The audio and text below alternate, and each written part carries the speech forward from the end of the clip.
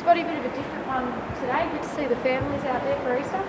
Yeah, it's always a big occasion for us, as I'm sure it is for the Hawks as well. It's a different long Easter weekend for us, given it's pretty much a normal work day, but we try to embrace it as much as possible with the families and embrace the occasion as well. Any chance you get to be a part of Easter Monday with a big crowd at the MCG is one that you want to try to harness. And I guess the stage of the season is really important for us as well. We're not huge believers in sort of over-indexing on one game being more important than another, but it is clear to us that we need to play better than we have been playing, and there's no better time than Easter Monday. You speak about needing to play better. Obviously, pretty unfamiliar territory for you guys being 0-3. Has it changed the way you go about looking? It hasn't, and I think we're trying to be true to what it is we aspire to, which is not being too influenced by the past, whether it's positive or negative, and just be in the moment a little bit. Be aware of the things that we need to improve on. So it's not a matter of sort of sweeping it under the carpet, but it's also, I think, a real challenge in elite sport to maintain perspective when things aren't going well. It's easy to talk about when things are going nicely, but the real challenge, especially from a coaching perspective, is when things are a little less smooth. And in a perverse way, I look forward to that. So if anything's been a little bit different, it's just been, that openness to confront the challenge that's in front of us. What's the morale like amongst the group? Because sometimes they can really take it to heart. There's a lot of noise around, external noise. How is the group feeling? Well, to the best of my knowledge and observations, they've been really good. I'm not sure exactly how much they hear, more than me probably. But we, without, I hope it doesn't sound arrogant or dismissive of the views of other people, but we're really trying to focus on what we think's important. And it's very difficult for people to understand exactly what it is that we prioritise. And it's hard for us to understand where they're coming from sometimes. So I think the more that you think about the things that other people are saying, the more confused you get internally. So, as I said, we're really clear on what it is we need to improve, and we're going after that. Like, time will tell whether they're the right things or not, or whether we can play better. But we're confident that it's possible. Can you just talk us through the decision to drop Tanner and Ollie? Well, we didn't drop Ollie. Ollie will be the sub, so that's just a quirk in the system at the moment that I'm sure will be cleared up at some point. There's some challenges as well when you've got to name a team on Thursday night when you don't play until Monday, but I think over time those things will be cleared up. They're kind of minor frustrations, but I get it for those guys in particular that have to be named out of the team when they're actually not. It's not so much, I think they're fine. It's more the messages they get from other people and the commentary around it. But again, that'll be cleared up. It's a pretty easy fix, I think, that one. But Tanner won't play. We were always really clear at the end of last year when we brought in a couple of 20-year-olds in Ollie and Tanner in particular that it was a long-term play for us. And this is a situation where we've got a few more experienced players back this week. Mitch Duncan will play. College Asney will come back into the team. And Tanner won't be out of our team for too long. We, irrespective of our results over the next couple of months, we're going to manage our list and we'll use a big number of players. How much of a boost is it to have Mitch back in the team, not just for what he brings on the field, but also, from a morale perspective? Yeah, he's a really good player, clearly, but he's a really smart player too. Great communicator, great on-field leader, really understands intimately the things that are important to the way we play. So it can't be underestimated how big a loss he's been. And really, but I hope this doesn't sound like us making excuses, just for point to one part of our game that has been different. We've just had a lack of continuity with those guys that play behind the ball. So slowly getting them back into the team. Stuart coming back and playing so well last week was a real bonus. It looked to us as if he would miss more than whatever it was, the 1 week. He's out at the 15-minute mark of round one, so it's effectively 2. But yeah, sort of gradually introducing those guys back into the team, I think, can only help. And bringing Reece back in as well, does that then give you the option for, to get Mark Witzards back into defence as well? How much of a relief is that being obviously? It's always an option for us to play Mark in defence, but it's not his best position. So he's been an outstanding midfielder for us over the last little bit, and that's still our preference, but it does give us some flexibility to move him back. And again, it's Murphy's Law dictates that whatever can go wrong will go wrong, and when you lose Stewart and Kolodjasny and Henry and Duncan, it kind of makes sense to me that we lost to Koning as well. So there are some holes there that we need to fill a little bit, and Blitz will play a part in that. But as I said, Mitch and Collar coming back really helps. You spoke earlier in the week about the importance of Mitch's role, especially with regards to Tom Hawkins and how well he can play. Do you see that connection between the two, and do you think him missing has been a reason for Tom's slow start to the season?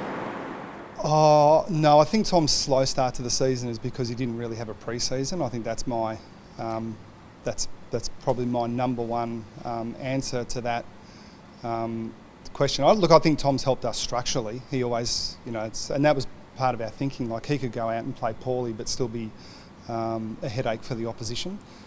So the way Tom's going hasn't surprised us at all. In fact, we're pleased that he's got through the first 3 games, play again on Monday, get a month of match practice under his belt and improve from there. But the connection that those senior players have with each other is really hard to build.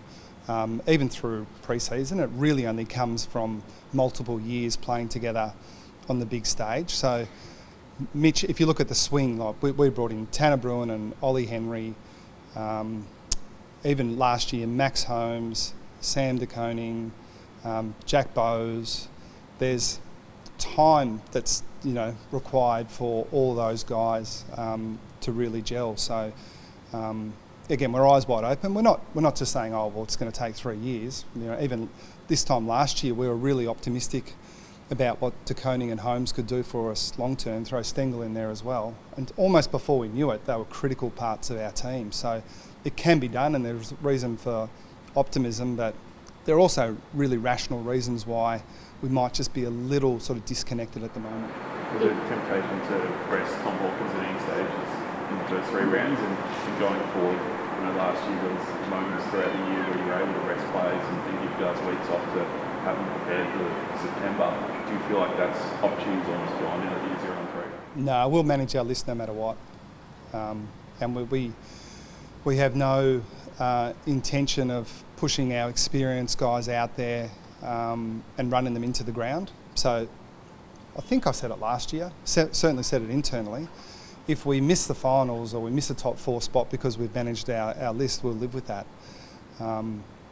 So to directly answer your question, the draw helped us a little bit in the early rounds. We had a 10-day break going into last week, an 8-day break this week, so that's really helped Tom. But at some stage during the year, he'll come out, as will most others. In hindsight, would you do it that way again, given the structure, the help that he does give you guys structure? Would you bring him back as early as you did, or in hindsight, would you just keep him away for that? It's a good question, and we've asked ourselves that one internally and almost unanimously. No, I think it is unanimous. There might be an exception that I'm not aware of, but that we feel it's been the right decision, especially given the improvement in him week on week physically. I guess the only other thing I'd point out is we have a lot of faith in Shannon Neal, who trained forward through a lot of the pre-season, looked really capable of coming in and playing in the early rounds if Tom wasn't available, and then he got injured right on the eve of the season as well. So we just feel like a few things are going against us. There's a few things that are completely in our control and that we're not quite doing well enough. We know we've made some mistakes over the first few rounds, but as I said, there are good reasons to be optimistic. You know this group better than anyone. Were you surprised to hear, external commentary saying that perhaps the hunger was gone after winning a premiership last year? Well, I haven't heard it, but it's got kind of rule for life for me these days. Though I just don't argue with people that say those things. They've just got different perspectives to me. So if we're playing different games and looking at things from completely different angles, then it's crazy to try to defend our position against them. But when I think about it, you say it, it's like some of the things that I've probably disagreed with in the past. It's not because I don't think it's logical. If a team wins a premiership this year and then wins the first 3 next year, it's very hard to argue with. Have you come out with the same hunger? But I tend to think generally, well, we look at hunger and effort kind of at the end, and I think because we have a lot more things that are really tangible that we can fix, and I've always been a coach that assumes that our players are giving it everything.